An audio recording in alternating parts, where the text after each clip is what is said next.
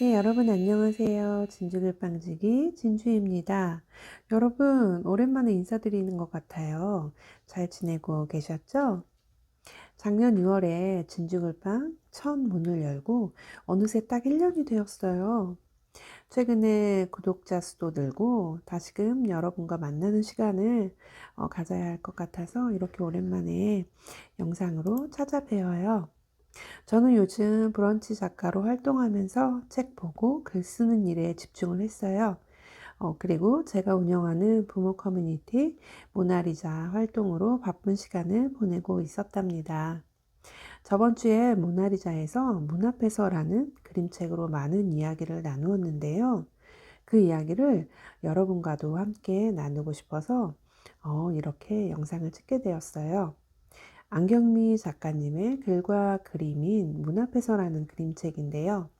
이 그림책은 보자마자 꼭 같이 나누어야겠다고 제가 꼭 찜했답니다. 제가 봤을 때 이 그림책은 아이들보다는 어른이 보면 참 좋은 그림책일 것 같아요.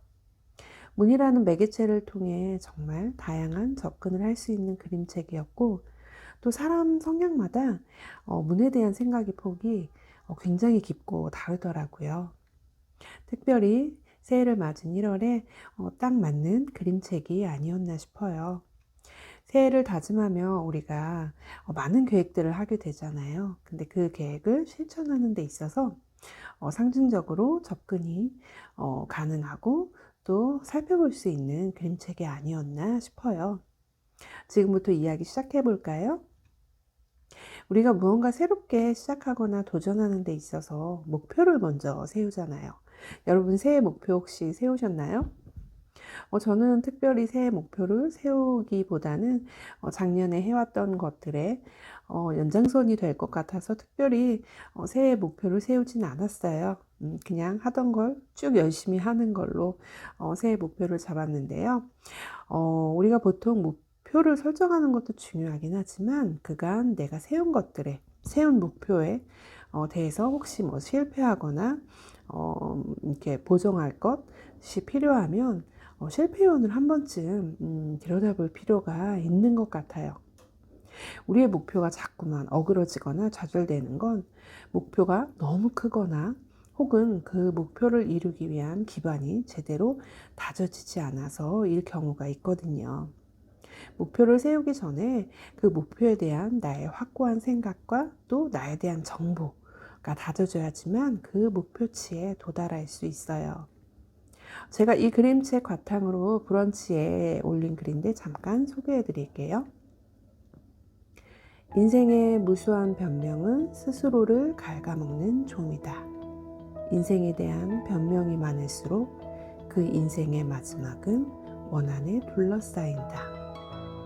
원한에 둘러싸여 어둡고 침침한 노년의 때를 맞는 과오를 범하지 않기 위해 지금 당신에게 필요한 건 나의 한계를 수용하고 그 한계치를 벗어날 수 있는 도전과 용기, 그것뿐이다. 우리는 어쩌면 목표를 세우고 마치 세우자마자 그 목표에 대한 변명부터 스스로에게 허락하지 않나 싶어요. 왜 보통 다이어트, 쉽게 예를 들면, 다이어트는 항상 내일부터잖아요.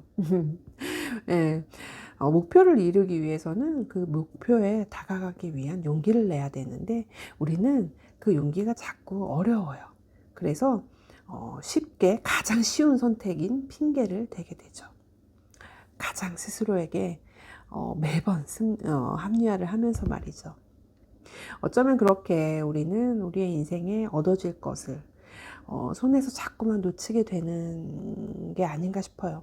손만 뻗으면 닿을 수 있는 분이 바로 코앞에 있는데도 손을 뻗을 용기를 내기보다는 용기를 내지 않는 것이 우리에겐 차라리 가장 쉬운 선택이잖아요. 그렇게 스스로 또하는 후회와 또 용기 내지 못함은 분명 회한으로 언젠가는 원한으로 나를 사로잡는 순간이 분명히 다가온답니다. 원한이 나를 사로잡으면 내 속에 남는 거는 원망과 후회뿐이에요. 이건 제가 젊은 시절 겪어봐서 너무 잘 알죠. 진주글빵 쭉 보신 분들은 아실 거예요. 전 그렇게 제 손에서 흘려보낸 20대가 그렇게 후회되었거든요. 어쩌면 제가 30, 40대에 이렇게 전력질주하는 건 그때의 후회를 만회하려는 저의 몸부림일지도 몰라요. 한때 전진을 일삼으며 태풍이 휘몰아치듯이 저의 영혼을 갈면서까지 열심히 앞만 보고 달린 적도 있긴 하지만 이제 40대가 되고 보니까 점점 신체의 연약함이 하나씩 드러나면서 요즘에 무조건 전진을 일삼기보다는 저만의 페이스를 유지하면서 지금도 앞으로 계속 꾸준히 나아가고는 있답니다. 여러분은 어떠신가요? 잠깐 그림책 내용을 설명해 드리면 세 자매가 있어요. 세 자매가 문을 마주하게 되고 그 문을 열기 위해 애를 쓰죠. 그 문을 열 수 없다고 체념한 첫째는 그 문 앞에서 그냥 망부석이 되어버리고 나무가 돼요. 둘째는 문을 열 수 있는 열쇠를 찾기 위해 떠나요. 마지막 남은 셋째는 어떻게든 그 문과 씨름하며 문을 열게 됩니다. 더 자세한 내용은 직접 보시면 더 마음속에 남을 것 같아요. 제가 설명하는 것보다 글과 그림을 함께 보시면 조금 많은 그런 감상들을 느끼실 수 있을 것 같고, 같이 함께 그림책을 보신 분들 대부분 평이 조금 어렵다는 말씀들을 하셨었는데, 그림책 가지고 이야기를 나누다 보니까 조금 이해되는 면이 더 있더라고요. 그래서 이 그림책은 함께 나누는 그림책이면 가장 더 좋을 것 같아요. 제가 인생 40여 년을 살아보니 여전히 매 순간 나를 가로막는 문 앞에 서게 되고 그 문을 열까 말까 전전긍긍하게 돼요. 대부분은 열지 않아서 혹은 열지 못해서 후회하는 쪽이 더 큰 게 인생인 것 같아요. 그래서 저는 제 인생의 모든 문들을 열고 싶어요.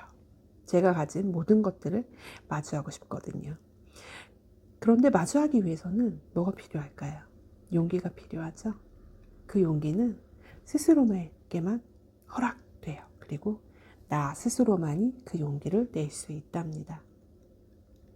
용기 없음에 탓하며 좌절만 일삼기보다는 용기 내지 못하는 스스로도 좀 수용할 필요가 있을 것 같아요. 수용하며 인정을 한다면 내가 한 단계 앞으로 더 나아갈 수 있는 도움이 되는 것 같아요.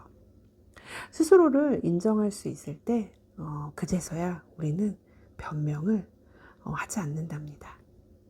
자기 선택에 대해서 스스로 책임질 수 있다면 그것 또한 용기예요. 우리는 이러지도 저러지도 못하며 자꾸 자기 합리화를 위해서 자신에게 자꾸 변명을 일삼고 핑계를 대잖아요. 정말 정작 나를 알 수 있는 기회를 우리가 자꾸만 스스로 박탈하는 거예요. 그 변명거리는 나를 위한 변명이 아니에요. 나를 찾지 못하게 하는, 나를 가로막는 정말 가림막이라고 해야 될까요? 변명거리만 일삼는 자는 자기 인생을 살아내지 못한 채 그저 들러리 같은 생을 살게 될지도 몰라요. 여러분 선택하세요. 용기를 내어 내 인생의 찬란한 문들을 열어 젖힐 것인지, 용기 내지 못하는 자신을 인정하고 또 다른 문에 다 닿으면서 그 문을 열 용기를 낼 것인지, 그도 아니면 그저 공색한 변명만 일삼으면서 자신에게 주어진 문들을 다 외면할지 말이에요. 열지 못하는 건 문만이 아닌 여러분 자신의 마음이라는 것도 잊지 마시고요. 여러분 지금 어떤 문 앞에 서 있으신가요? 문 앞에서 망설이거나 혹시 고민 중이신가요? 망설임이 설레임으로 바뀌는 건 행동이고 고민이 실행으로 옮겨지는 건 역시 행동일 뿐이에요. 여러분 인생을 잘 굴러가게 하는 건 여러분 스스로를 이겨낸 용기 그리고 행동이라는 거 잊지 마셨으면 좋겠어요. 저도 계속 용기 내서 여러분과 만나는 시간을 자주 만들도록 하겠습니다. 구독과 좋아요 잊지 마시고요. 우리 다음에 또 만나요. 안녕.